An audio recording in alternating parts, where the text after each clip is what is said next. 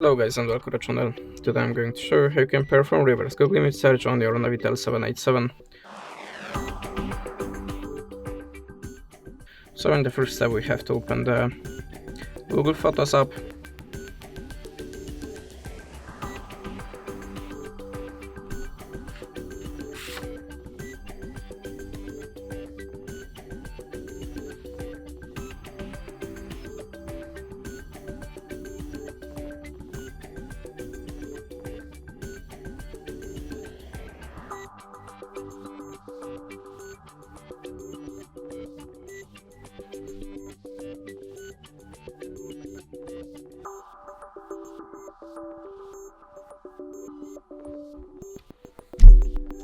Okay, and now just choose the photo that you want to search in the Google and click on this little Google Lens icon.